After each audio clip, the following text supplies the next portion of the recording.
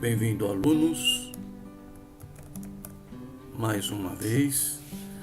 Hoje é a nossa segunda aula de Cloud. Nós vamos falar do mundo Cloud. Para isso, você entra aqui no site www.osasconamon.com.br, clica aqui em Cloud, tá? Vamos ter aqui o curso de Cloud e o curso de Docker. Nós vamos no curso de Cloud, ok? E aí, nós já temos a primeira aula gravada. Se você não assistiu, vale a pena, porque nós estamos fazendo uma continuação, né, da primeira aula, um complemento. E clica aqui na apostila do mundo de Cloud, mundo Cloud. Bom, Cloud, computação em nuvem. Nós vamos falar um pouquinho da arquitetura, da infraestrutura e o mundo cloud, tá? Bom, a computação local que nós estávamos habituados, nós chamamos de on-premises, tá? E nós vamos compará-la com a computação em nuvem. Qual seria a diferença, né? Bom, primeiro, entender que nós estamos em plena revolução na área da informática, da tecnologia, a internet das coisas. Hoje nós temos N dispositivos ligados a um gateway que nos gera informações. Nós geramos hoje mais informações em um dia do que nós gerávamos no século passado inteiro, por exemplo. Em um dia a gente gera mais informações do que as informações geradas em todo o século passado. É muita informação, né? Bom, essa computação em nuvem nos proporciona flexibilidade, escalabilidade, disponibilidade, raízes open source e baixo custo operacional. Flexibilidade porque, como dissemos antes, nós ligamos qualquer dispositivo agora num gateway e nós acessamos de qualquer lugar. Então, além de conectar qualquer coisa, nós podemos de qualquer lugar acessar também. Escalabilidade, nós podemos aumentar a nossa capacidade de processamento. Temos eventos sazonais, como por exemplo, Dia dos Pais, Dia das Mães, um Black Friday. Então, nós podemos planejar e aumentar os nossos recursos para atender esses eventos sazonais, né? Disponibilidade, nós temos 24 horas por dia, tá? Os nossos recursos na nuvem. Raízes open source, tem muitas aplicações que têm o código aberto, né? Então, isso facilita muito para a gente. E o baixo custo operacional. É muito mais barato você manter o seu site, a sua aplicação, o seu negócio na nuvem do que você criar todo o ambiente e a tecnologia para mantê-lo, né? Bom, benefícios de optar pelo armazenamento e processamento em nuvem. Como já dissemos, baixo custo, a flexibilidade, né? Nós ligarmos o que quisermos através de um gateway, né? Qualquer aparelho. Colaboração dentro da nuvem. Existe muita colaboração, existem técnicos, existem pessoas com muito conhecimento que nos podem auxiliar, né, em nossas dificuldades, em nossos problemas. Atualização de software. Nós não temos que nos preocuparmos com comprar licença, atualizar a licença de software. Isso a nuvem cuida disso. Mobilidade, né? Qualquer lugar do planeta, por enquanto, do nosso planeta nós acessamos, né? Prevenção à perda de dados.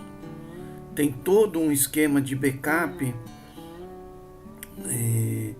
dentro da nuvem, réplica de arquivos também. Segurança, tem segurança na nuvem, é muito seguro.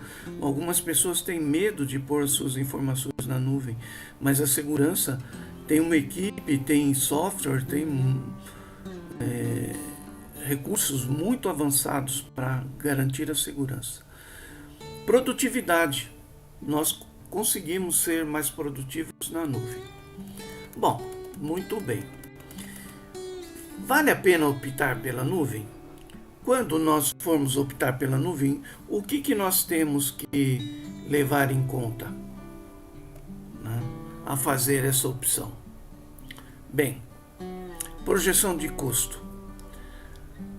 Taxa de depreciação. Nós temos depreciação, gente. Depreciação, as nossas máquinas, compramos hoje, daqui a um ano, ela já está depreciada, porque tem novas tecnologias, novos tipos de hardware, enfim. Custo inicial. Tá? Eu vou montar um data center. Qual o meu custo? É muito alto. Eu tenho que ter máquina, eu tenho que ter refrigerador, eu tenho que ter no-break, eu tenho que ter pessoal qualificado para instalar, configurar essas máquinas, enfim. Na nuvem nós não temos tudo isso. Período de contrato. Sim, temos um período de contrato na nuvem. Nós podemos fazer um contrato longo ou curto, enfim. Qualidade de serviços. A nuvem tem qualidade de serviços. Eles têm equipes de profissionais que estão constantemente atualizando as tecnologias, os conhecimentos, dando suporte. Isso é muito importante. Custo de manutenção. Custo de manutenção é zero. Nós não pagamos a manutenção. Quer dizer, eu pago quando eu quero implementar um recurso, né, no meu serviço de nuvem, enfim, né? E envelhecimento dos recursos. Sim, o meu sistema também envelhece. Eu tenho que estar de olho às novas tecnologias e atualizando. Tudo isso eu tenho que levar em consideração ao contratar um serviço em nuvem. Ok. A nuvem trabalha com virtualização de recursos. Pessoal, é importante que nós não confundamos aqui máquina virtual com virtualização de recursos, tá? Nós vamos falar um pouquinho de máquina virtual e a gente vai ver a diferença. Na verdade, a nuvem trabalha com virtualização de recursos. Posso ter máquina virtual na nuvem? Posso, tá? Pode sim, mas a virtualização da nuvem são máquinas virtuais? Não, são recursos virtualizados. Tem uma diferença. A principal diferença é o hypervisor.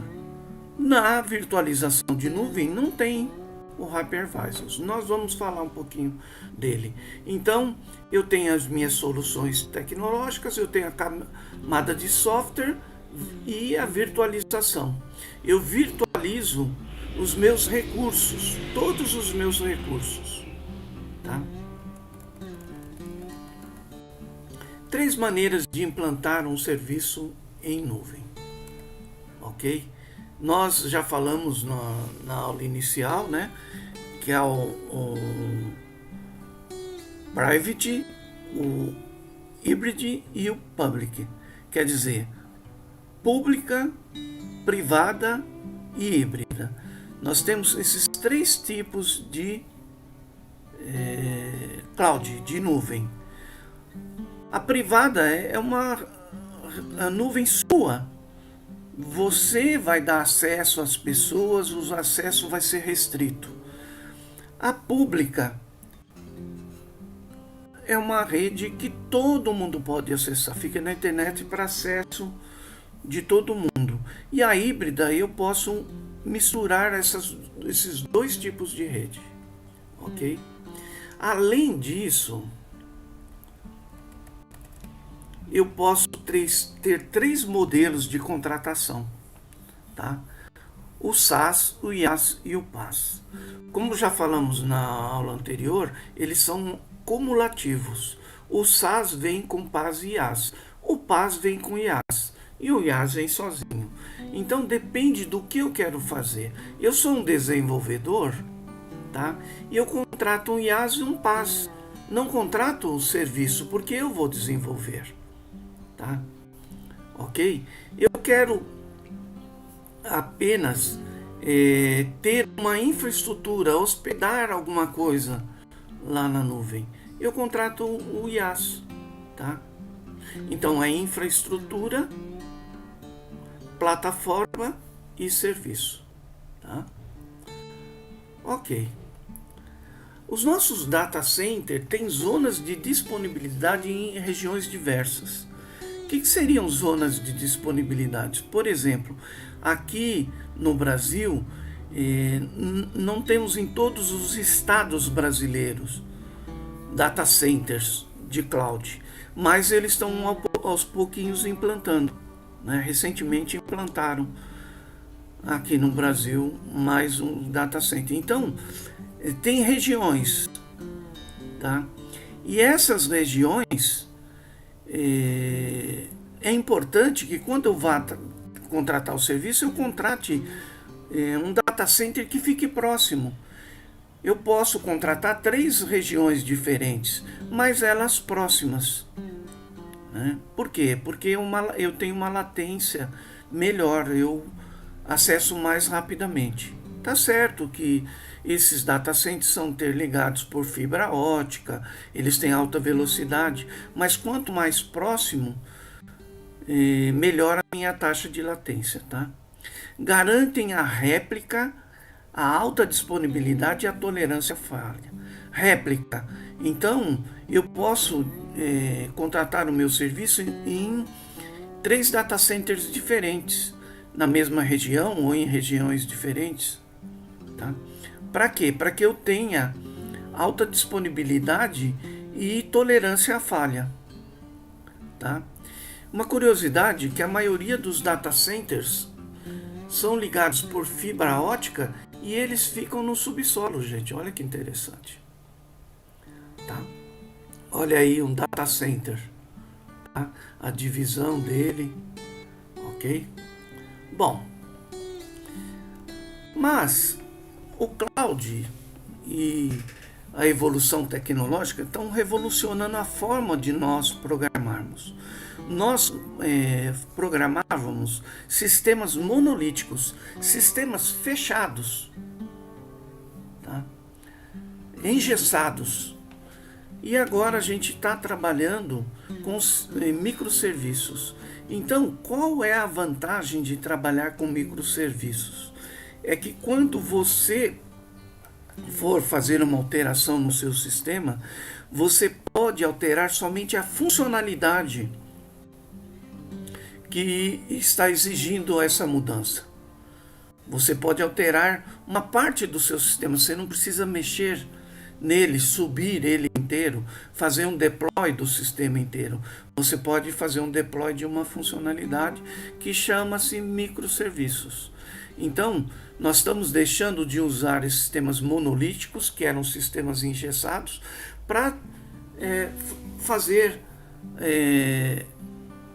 sistemas orientados a microserviços, tá? Quebrá-los em pequenos serviços fica mais funcional.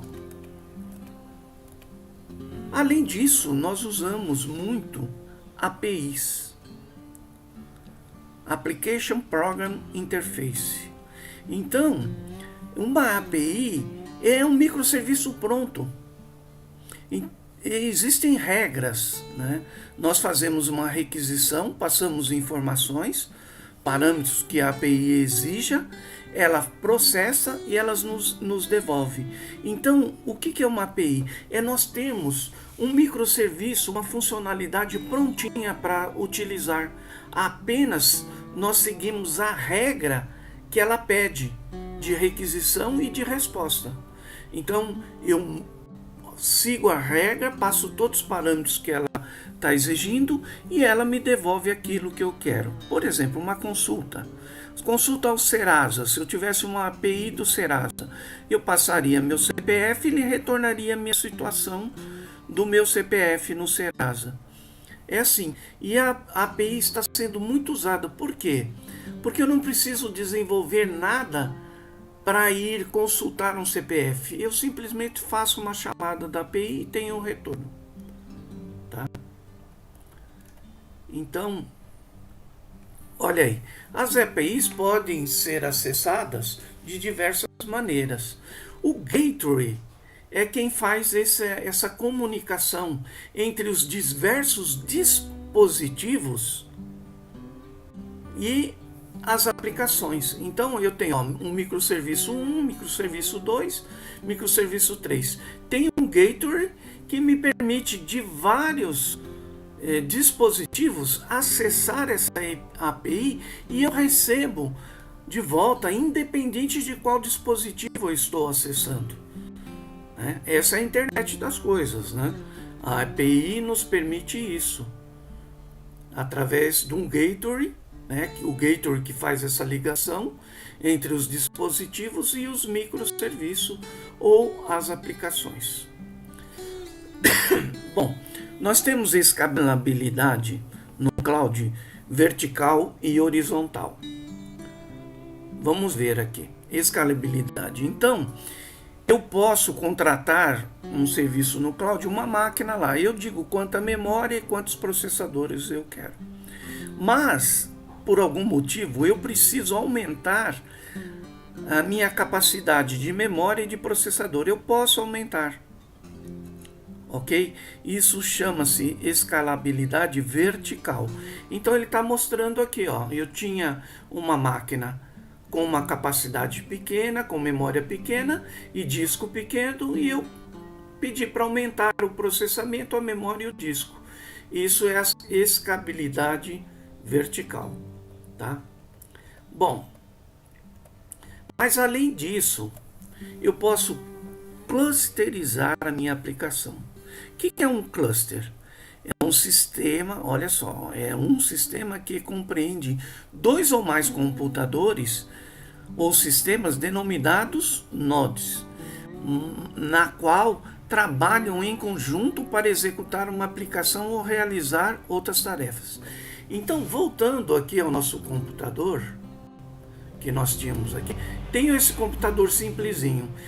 Eu não quero gastar dinheiro, eu tenho outro desse, e eu não quero gastar dinheiro com isso. Eu já tenho outra máquina contratada igual. Eu clusterizo, eu faço o seguinte, eu pego e digo para ele, aqui no caso ele colocou 3 ao invés de 2, né? Que esses 3 computadores vão atender a minha aplicação. Então, quando eu clusterizo, ele cria 3 nodes e ele controla isso. O processamento ele divide por 3. Olha que interessante. Então eu não preciso aumentar minha memória, não preciso aumentar meu processador, eu posso clusterizar. Clusterização é isso, gente. A gente criar um cluster, aí no cluster eu defino os meus nodes, né? Cada node vai ter, no caso aqui, uma máquina, e no processamento ele divide o processamento entre as minhas máquinas. Muito bem. Latência. Também eu posso aumentar o número dos meus processadores, tá? Então, aqui, ó, eu tenho N processadores aqui, eu tenho os nodes. Eu posso dizer que ao invés de ser atendido pelo node 1, node 2, node 3, eu também seja atendido pelo T3, T4 e T5, tá? eu posso aumentar a minha capacidade de processamento, ok? Então, dentro de um processamento distribuído, aonde eu tenho um cluster que indica quais os processadores que vão atender aquela minha aplicação, eu posso aumentar esse número de processadores, tá? Isso é a latência, ok? Não vamos confundir tudo isso com tolerância à falha. O fato de nós termos tudo isso não quer dizer que eu sou tolerante à falha. Então, tolerância à falha é você ter réplicas do seu sistema em regiões até diferentes. Em data centers diferentes, pode ser na mesma região, pode ser região diferente, mas você ter réplicas de processamento. Tá? Então ele atua online fazendo réplicas. Se um falhar, o outro assume. Tá? Suponhamos que você tem 3, falha um, o outro assume. Falha o segundo, o terceiro assume. Se falhar o terceiro, aí, meu amigo, é complicado, né? Não, raramente isso acontece, porque dificilmente acontece a falha em um. E acontecer nos 3 é muito raro. Bom, então tolerância à falha. Sistema de arquivos distribuídos, réplica de dados. É o que nós estávamos falando agora há pouco. Então eu posso, através dessa arquitetura HDFS, fazer réplicas dos meus dados online. Então, conforme ele está gravando, ele está replicando, justamente para que nós temos essa tolerância à falha. Então, eu replico os dados. Existe todo um controle para essa replicação, tá? Ele vai gravando e vai replicando os dados. Houve problema em um, ele usa o outro dado que está replicado. Muito bem. Tipos de armazenamento em nuvem. Hoje a internet das coisas nos permite ligar N dispositivos através de um gateway. Então, quando a gente fala em gateway, gente, é esse aparelho que nos permite ligar diversos dispositivos à nossa rede. Então, nós podemos ter informações, dados de vídeos, de música, de documentos, de arquivos, de contatos, de imagens e de compartilhamentos, né? Ok? Ok. O mais comum que nós ainda utilizamos, mas que era mais utilizado antigamente e está cada vez mais diminuindo, era as informações gravadas em bancos de dados relacional. Olha, aqui tem alguns exemplos de bancos. O SQL Server, o Oracle, o DB2, MySQL. Existem outros bancos relacionais, tá? Ok? Então, esses bancos de dados relacionais, eles tinham toda uma estrutura de dados. Por exemplo, eu tinha que seguir para o banco de dados relacional uma normalização. Eu precisava seguir a primeira forma normal, a segunda forma normal, a terceira. Tá? Bem assim, dando uma pincelada, a primeira forma normal é eliminar os atributos multivalorados ou compostos. A segunda, eu eliminava os atributos que dependem apenas de parte da minha chave primária composta. E a terceira, eliminar atributos que dependem de atributos não chave. Bom, se você se interessou por normalização, tem que aprofundar um pouquinho mais, buscar um cursinho dessa normalização, tá? Mas nós normalizávamos. E aí? E aí nós criávamos os relacionamentos, as entidades de relacionamento. Como que é isso? Por exemplo, eu tenho um curso de cloud, eu tenho N alunos. Então, o relacionamento aqui é de 1 para N. Um curso pode ter N alunos. Esse é o relacionamento.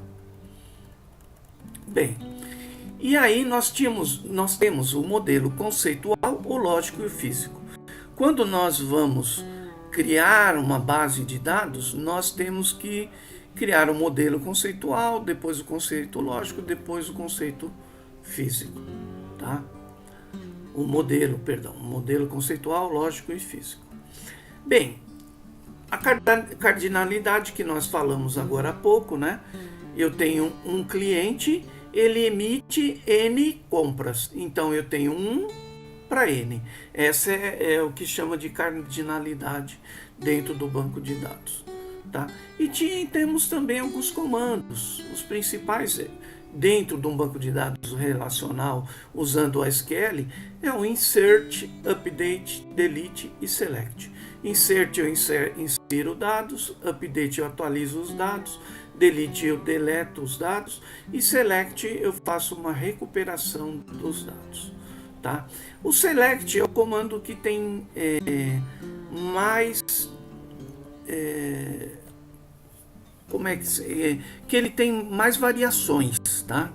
Então aqui select fazendo joins, tá? Um exemplo de fazer joins entre tabelas, vale a pena dar uma olhadinha para entender o joins, né? Você pode através de 2 tabelas fazer uma seleção comparando os dados iguais, diferentes, que tenha nos 2, que tenha só um ou que não tenha em um deles, enfim, né? Ok? Mas não é o nosso foco, gente, é apenas para a gente entender. Por que nós falamos disso? Porque nós estamos mudando a maneira de trabalhar. Nós estamos trabalhando agora com um banco de dados fora de tudo isso que nós vimos até aí do banco de dados relacional, que é o NoSQL. O banco de dados NoSQL, ele pode ser com chave-valor, documento, coluna ou grafo. Chave-valor, nós temos esses aqui, ó, o RocksDB, Aeroscape e o Redis, como queiram. Documento, nós temos o MongoDB, o Couchbase, temos o Cassandra, o Amazon, o HBase e o grafo nós temos o JanosGraph e o Neo4j. 4J, né? Neo4j e o Neo4j. Bom, então esses bancos de dados que estão nos trazendo novas formas de trabalhar, tá? Esquecemos a normalização, esqueçamos o relacionamento, né? Mas como que é isso?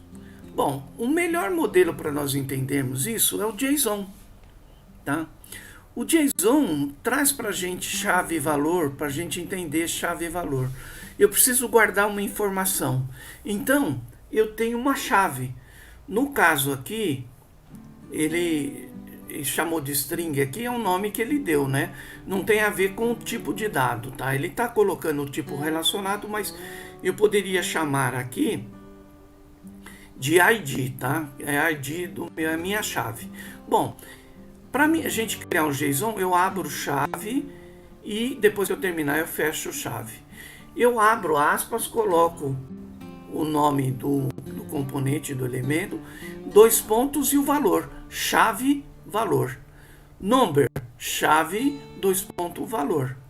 Boolean, chave, 2 pontos, true, é o valor.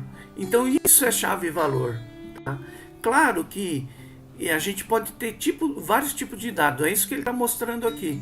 String, número, booleano, valor nulo. E aqui eu posso criar objetos também. Olha que interessante. Eu estou criando aqui um objeto que tem 2 itens. O primeiro item é nome e o segundo item é idade. Então o object ele tem nome e tem idade. Olha que interessante esse terceiro, um array. Eu vou criar um array aqui e eu defino. O primeiro item é hello com 5, o segundo item é false, o terceiro é null, o quarto eu vou criar um outro array. Olha lá, key tem dois campos, o key, o valor, e o number, o valor. Então, eu não tenho um formato definido para o meu campo, eu ponho lá dentro o que eu quiser. Inclusive, um registro pode estar num formato, o outro pode estar no outro formato. Então, olha, outra forma de criar. Aqui eu criei array para os itens. Aqui eu estou criando um array que tenha itens iguais, ó. E o meu array aqui vai ter nome e idade apenas. Então eu tenho duas ocorrências, uma para o Jerry, uma para a Sally, tá? Os dois com idade. Isso, bem grosseiramente, é o JSON chave-valor. Então nós trabalhamos, né, nesse nova maneira de trabalhar aqui com o NoSQL chave-valor. E aí nós conseguimos armazenar N coisas, inclusive registros diferentes, com estruturas diferentes um do outro, tá? Bom, além disso, no Cloud nós trabalhamos com sistemas distribuídos. O que é um sistema distribuído? Tá? O Hadoop e o Spark são ferramentas para nós conseguirmos fazer com que o nosso sistema seja processado em mais de uma máquina. Isso é um sistema distribuído. Hadoop, e temos o Spark também. Tá? Mas qual que é a diferença do Hadoop e do Spark? Tá? É que o Spark ele é muito mais rápido. Ele trabalha em memória com esse MapReduce, né? Que é um método para que nós possamos processar em várias máquinas um mesmo sistema. Então, o Spark ele é mais rápido, mas o Hadoop ele consegue processar dados de volumes muito maiores. Então, normalmente as empresas têm o Spark e têm o Hadoop para sistemas distribuídos.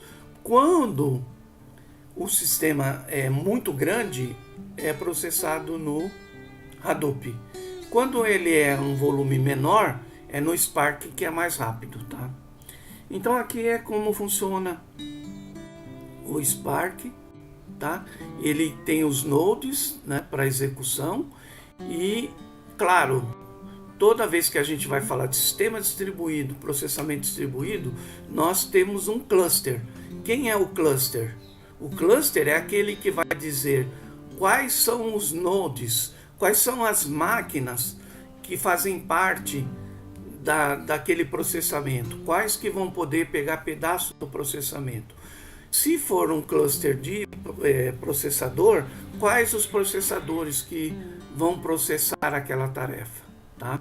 Então ele tem um cluster que designa os nodes, e esses nodes ficam em cache, ficam em memória, por isso que o Spark é mais rápido, tá? Então aqui a comparação tá entre o Apache Spark e o Hadoop, ok? Vale a pena depois vocês darem uma olhada, tá? Nessas comparações entre os dois. Bom, mas aí nós vamos falar dessa arquitetura cliente-servidor. Por quê?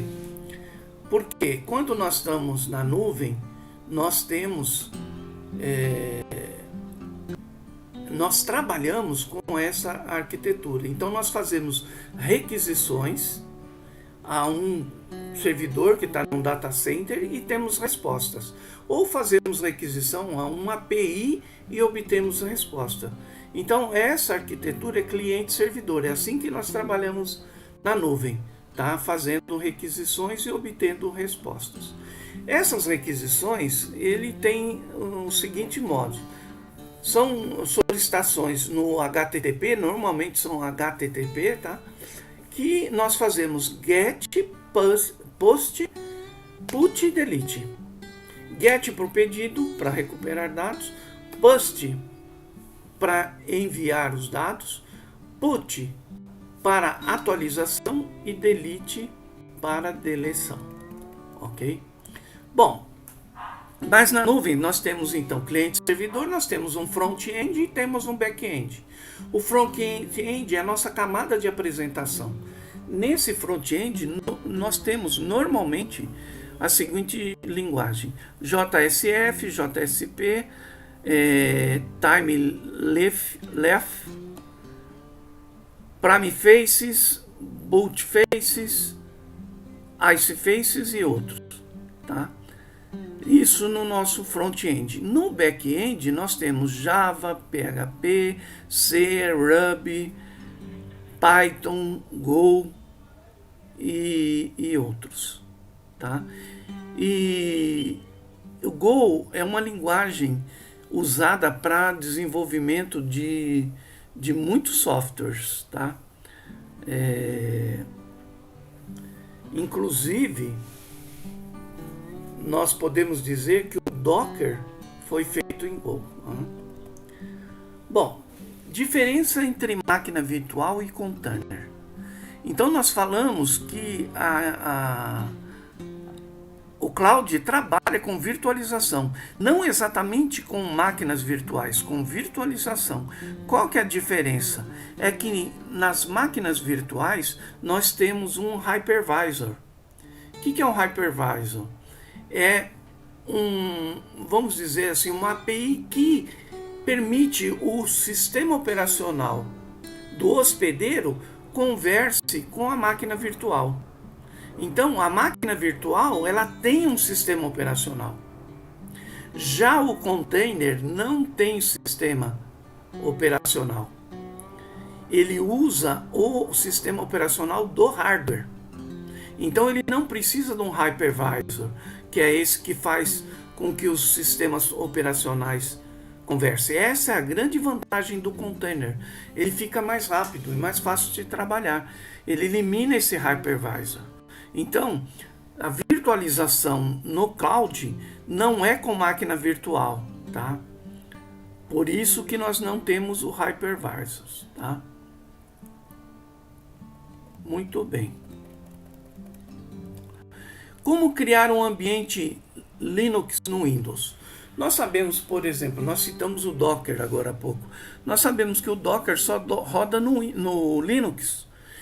E para mim criar um ambiente Linux no Windows, eu preciso desse HSL. É Windows System Linux, tá? Só que eu só consigo fazer isso num NT ou no Windows 10. Windows 7, os Windows mais antigos não roda, tá? Então eu preciso instalar esse HSL2, tá? Ele vem com hypervisor, que vai fazer o seu sistema operacional Windows conversar com o Linux. Então, se você quer instalar o Docker na sua rede para trabalhar com cloud, você tem que instalar o WSL2 antes, tá? E você tem que ter um Windows NT ou tem que ter um Windows 10, tá? Docker. Então vamos falar com o Docker, que a gente está falando já de containers, né? Então o Docker, ele controla, ele cria, ele executa containers. Então aqui alguns comandos. Não são os únicos comandos que a gente pode executar no Docker, tá? Mas o build para criar uma imagem, o pull para subir a imagem e o run para executar uma imagem. O que é uma imagem? É uma cópia virtual de um software, de uma aplicação.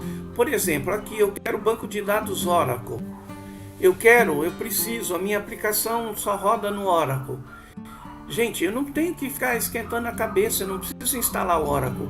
Eu baixo a minha imagem do Oracle num container, ponho esse container no ar e linko a minha aplicação, um outro container da minha aplicação, com esse container do Oracle. Pronto, está funcionando. É esse o conceito de containers. Então eu posso criar minha imagem? Posso também criar uma imagem Docker, tá? E o Docker, ele trabalha com arquitetura cliente-servidor. Olha só, eu posso instalar o cliente na minha máquina e posso instalar esse daemon no meu servidor, lá no cloud. Ele não precisa estar local. Um pode estar local, o outro não. Ou os dois estarem locais, ou os dois estarem em cloud. Então, na instalação, eu instalo o Docker Client e instalo o Docker Daemon também. Ok? Cliente é o Docker Client. Servidor é o Docker Daemon. Tá? Ok? E a partir daí eu posso usar. Tá? E as minhas imagens eu posso baixar do Docker Registry, né, que é o Docker Hub, eu posso subir por Docker Hub também. Ó, eu tenho o Docker Hub, eu tenho aqui diversos profissionais jogando imagens lá no Docker Hub, tá, de acordo com a sua necessidade. O link do Docker Hub é esse aqui, tá? Você não precisa se cadastrar para baixar uma imagem. Você vem aqui em pesquisar, põe o nome da imagem, aí ele traz todas as versões que você tem da imagem, as imagens oficiais, ou pode também pôr o nome de uma imagem não oficial e trazer. Caso você queira subir uma imagem sua, você tem que ir no Register e se cadastrar para poder subir a sua imagem, tá? Mas ele só pede e-mail, é gratuito, você tem lá, você pode subir, tá? Olha só.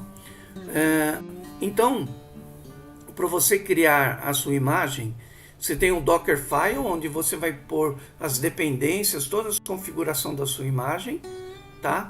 Aí você vai criar a imagem, né? E a partir daí você pode criar um container para executar essa imagem, tá? Ok? Então, o Dockerfile contém as variáveis, o ambiente, as configurações, os volumes. Por que volumes? Porque você não grava nada na imagem. Quando você tiver que fazer acesso à base, fazer uma gravação, você tem que definir um volume e aí ele grava nesse volume, tá? Para subir, o comando é o Docker Push. Bom, mas você pode também controlar vários containers com Kubernetes. Então o Docker a gente viu que é para a gente criar as imagens e rodar as imagens, criar os containers. O Kubernetes é para nós controlarmos esses vários containers. Por quê? A minha aplicação usa várias tecnologias, então eu tenho que subir vários containers e linkar esses containers para que ela rode. O Kubernetes, tá? Ele controla esses vários containers, tá? Ele serve para isso, ok? Para esse controle dos containers. Bom, Servlet arquiteturas. Eu posso querer rodar a minha aplicação. Eu tenho um endpoint. Eu tenho uma aplicação lá, um endereço HTTP, né? Uma URL. E eu quero rodar simplesmente. Eu não quero criar na nuvem, né, fazer uma conta na nuvem para criar, para rodar. Eu quero simplesmente executar. Essa arquitetura permite que eu faça isso. O Servlet permite que eu execute um endpoint, tá?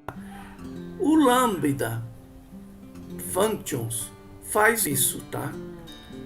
O Lambda, ele é uma aplicação em cloud que permite eu simplesmente executar a minha aplicação.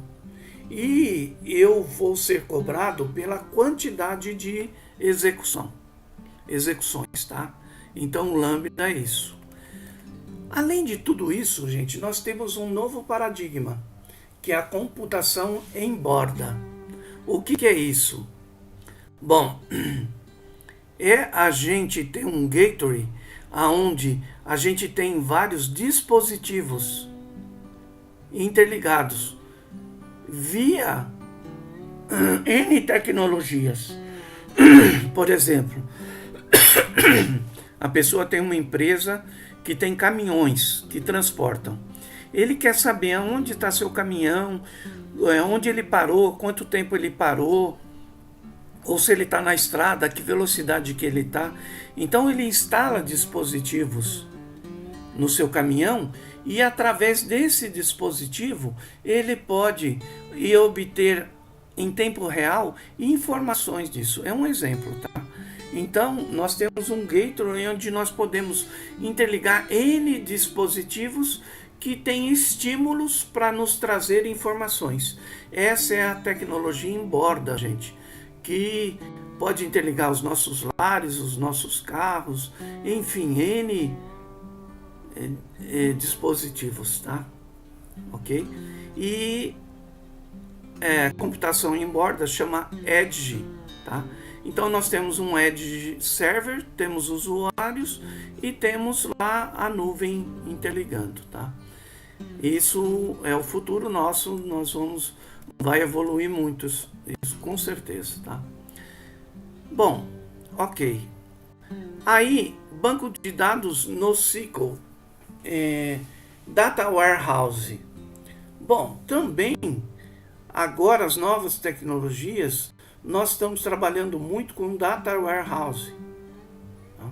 Em que nós fazemos um processo de extração dos dados e trabalhamos esses dados e armazenamos e eles nos geram informações. Então, o Data Warehouse, bem grosseiramente, é para isso que serve, tá? Mas o processo de extração de dados é bem complexo.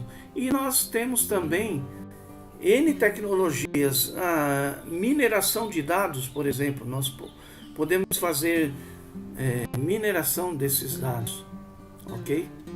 Então nós temos o Data Warehouse e esses dados a gente pode ir guardando separadamente, criando pedaços desses dados nos datamarts. Os datamarts são locais onde nós guardamos esses dados divididos em pedaços menores, tá? Datamarts. E aí nós temos BI, Business Intelligence, também ligado ao cloud, tá? Nós podemos fazer trabalhos que possam nos trazer aprendizado, que possa acrescentar valores através das nossas informações, melhorar nosso modelo de negócio, tá? Enfim, e até fazer análise dos dados, né? As sugestões de compra que você vê no Google, né? É um processo de BI. Para isso, nós podemos utilizar o Machine Learning, né? Que é aprendizado de máquina. Então, nós podemos ensinar a máquina a fazer as novas tarefas, tá? E isso ela vai aumentando o aprendizado dela. Isso também de uma forma grosseira é Machine Learning, tá? Ok? Então, ó, nós temos aí o Data Warehouse, ó, os Data Marts que nós falamos, né? Divisão em pedaços pequenos, né? E temos aí a extração dos dados, ok? Bom, mas para fazer isso, nós podemos usar técnicas, por exemplo, Load Balance. O Load Balance é uma técnica de como eu vou dividir os meus dados para processá-los em pedaços. Então existem N algoritmos que permitem que ao receber o dado, ele quebre esses dados em pedaços para processar mais rapidamente. Então, Load Balance é utilizado para dividir um processamento em pedaços para processar ele em pedaços, tá? E além do Load Balance, eu posso usar também um MapReduce, que também é uma técnica para fazer isso, tá? Em que eu tenho um cliente, eu tenho um master, eu tenho os nodes e eu quebro esse processamento que eu vou fazer em pedaços para processá-los em nossos nodes, ok? Bom, gente, é importante a gente lembrar aqui que este curso aqui vai nos tornar um generalista em cloud, tá? Caso você queira ser um especialista, procure as certificações existentes, tá? Muito obrigado. Nós temos outros cursos a seguir aí, mais específicos, que seria mão na massa, né?